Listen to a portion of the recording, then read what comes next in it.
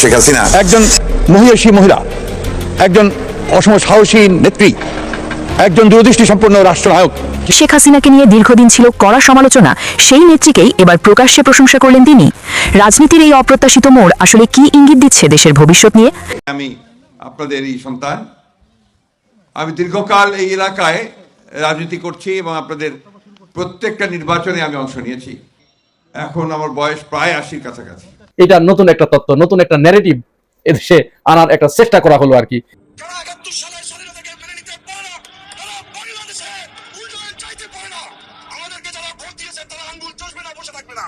যারা ৭১-এর বাংলাদেশের স্বাধীনতা চায় নাই, পারে নাই, তারা কি আঙুল চুষবে? যে ফখরুল ইসলাম আলমগীর তিনি শেষ বিদায়ের আগেও সাবেক প্রধানমন্ত্রী শেখ হাসিনার প্রশংসা করেই গেলেন। তিনি চলে যেহেতু যাবেনই, শেষ মুহূর্তে এসেও তিনি একই কাণ্ড ঘটিয়ে দিলেন, যা নিয়েই সারা দেশে তোলপাড়। এদিকে সংসদে তারেক রহমান আবারও তিনি বড়সড় একটা ভুল করে বসলেন এবং সেই ভুলে নেতাকর্মীরা উত্তপ্ত, গরম হয়ে গেল পুরো সংসদ জুড়ে। প্রিয় দর্শক শ্রোতা, এই ভিডিওগুলোর বিশেষ অংশটুকু আপনারা শুরুতেই দেখতে পাবেন, বিস্তারিত সামনে দেওয়া রয়েছে। যারা যেখান থেকে ভিডিওতে ক্লিক করেছেন আশা করছি সম্পূর্ণ ভিডিওটি দেখবেন এবং মির্জা ফখরুল ইসলাম আলমগীর তিনি পদত্যাগের আগে সাবেক প্রধানমন্ত্রী শেখ হাসিনাকে নিয়ে কী বলেন এবং সেই সাথে সংসদে জনাব প্রধানমন্ত্রী তিনি কি বলছেন, তোমাদের তারেক জিয়া, আমরা একটু দেখব ভিডিও স্ক্রিনে। চলেন চলে যাই ভিডিওর মূল অংশে। 17 মার্চের পর থেকে মূলত প্রধানমন্ত্রী কয়েকটা কাজের ভিতরে নিজেকে সীমাবদ্ধ করে ফেলেছেন। সংসদে তিনি কথা বলছেন না, একেবারে চুপচাপ থাকেন। এ নিয়ে সমালোচনার কোনো শেষ নেই। তো তিনি ভাবলেন যে একটু কথা বলা দরকার। তিনি 14 এপ্রিল অর্থাৎ পয়লা বৈশাখের দিন টাঙ্গাইলে গেলেন মাওলানা আব্দুল হামিদ খান ভাসানীর কবর জিয়ারত করার জন্য। সেখানে গিয়ে তিনি দুটি কথা বলেছেন। তার এই দুটি কথা নিয়ে প্রচন্ড ট্রল হচ্ছে, প্রচন্ড সমালোচনার ঝড় বয়ে গেছে।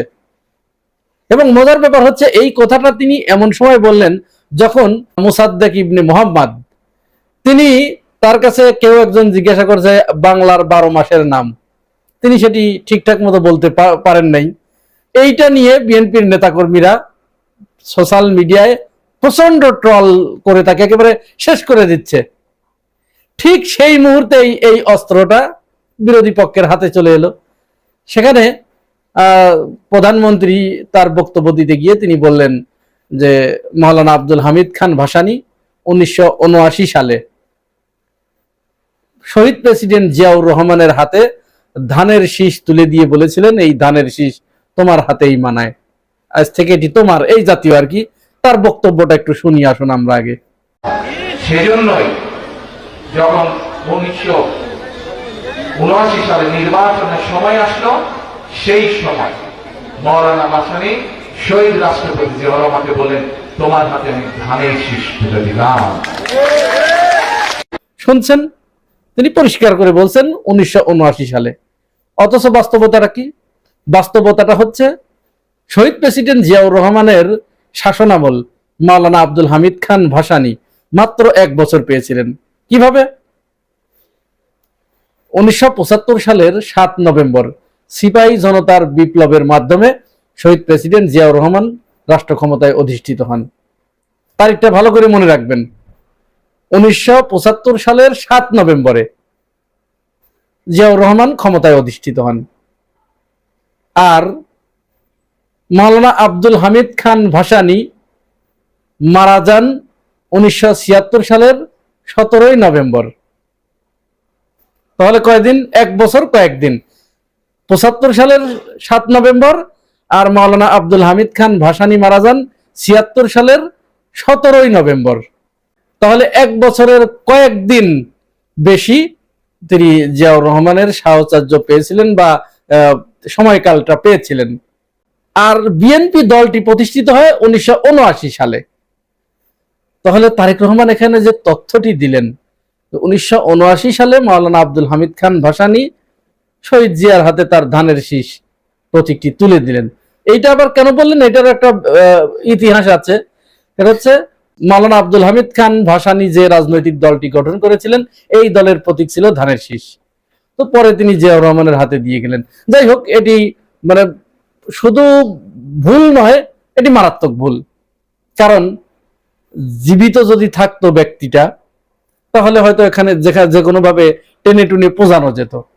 কিন্তু তিনি তো 1979 সাল আসার প্রায় 3 বছর আগে মারা গেছেন। তাহলে তিনি কি করে এখানে এসে তার হাতে ধানের শীষ প্রতীক তুলে দিলেন? এটি অপতথ্য, ভুল তথ্য। এখন এই যে ভুল তথ্য প্রধানমন্ত্রী পরিবেশন করলেন বা বলে ফেললেন, এটি কিন্তু দোষের নয়। একজন মানুষ সবকিছুই জানবে, বিষয়টি এরকম নয়, এমনটি ভাবার কোনো কারণ নেই। তবে হ্যাঁ, জানতে হবে তাদের যারা সেই পর্যায়ে চলে যায়। প্রধানমন্ত্রী তিনি এখন বিএনপি দলটির প্রধান, চেয়ারম্যান, এবং সেই সাথে বাংলাদেশের প্রধানমন্ত্রী। তাহলে তিনি যদি তার দলের ইতিহাস একেবারে তার যদি ঠোঁটস্থ না থাকে, এইটা ভয়ঙ্কর ব্যাপার, মারাত্মক ব্যাপার। এই ইতিহাস তারেক রহমানের অবশ্যই জানা উচিত। শুধু তারেক রহমানের নয়, তার প্রথম সারির যে সমস্ত নেতারা রয়েছে, তারা না জানা মানে অপরাধ। বিএনপির ইতিহাস একেবারে পাই টু পাই যদি তার স্ট্যান্ডিং কমিটির সদস্যরাও না জানে, এটি মারাত্মক অপরাধ। আমি এটা অপরাধই বলবো, কারণ দলের ইতিহাস না জেনে যদি কেউ রাজনীতি করতে আসে, তার দ্বারা সেই দল কি ফায়দা পাবে? যাই হোক, তিনি এই তথ্যটা যখন বললেন, তাহলে এইখানে একটা সমস্যা। তিনি দলের চেয়ারম্যান হয়েও তার ইতিহাস সম্পর্কে ওই কথাগুলা যখন মাঠ পর্যায়ে ছড়ায়া যায়, তখন উত্তেজনা চলে আসে। তো কারণ বসই এইভাবে কথা বলতেছে, আর পোলাপান কিভাবে কথা বলবে এটা তো বুঝেনি। দেখেন না, ওনার কথা শুনলে মনে হবে কি জানেন, আপনি শেখ হাসিনার আমলে আছেন। হ্যাঁ, কিন্তু আসলে কিন্তু উনি বিএনপির খুব বড় নেতা।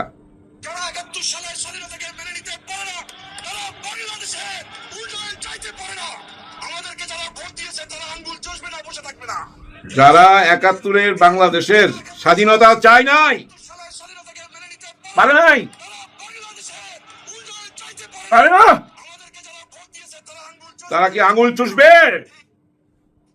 যখন আপনি এইভাবে কথা বলবেন, তখন কর্মীরা উত্তেজিত হয়ে যায়। তো হ্যাঁ, ওরা কি আসলে আঙুল চুষবে নাকি? না, ওরা হাতের মধ্যে কিরিশ নিয়ে নেয়, দা বঠি যা কিছু নিয়ে নেয়, নিয়ে রাস্তায় নাইমা পড়ে, পায়ের গোড়ালি কাইটা ফেলে, আলাদা কইরা ফেলায়। দেখেন, গতকাল কি এই ঘটনা ঘটছে।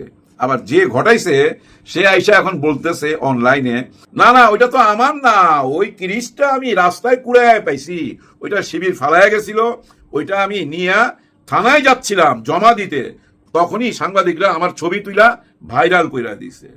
চিন্তা করেন কি যুক্তি দাঁড় করাইছে। আসলে হয়েছে কি জানেন, এই দেশটা এভাবেই চলবে, থামাইতে পারবেন না। কারণ বড় বড় মাথাগুলাই তো ঠিক হয় নাই, পোলাপান আর কি ঠিক হবে? পোলাপানরা ওরকমই থাকবে। এই পক্ষে বলবে তোরা গুপ্ত, আর এই পক্ষে বলবে তোরা খাম্বা। হ্যাঁ, দেখেন গিয়া সমস্ত রাস্তায় খাম্বার মধ্যে না গুপ্ত লেখা রেখে গেছে রাত্রের বেলা।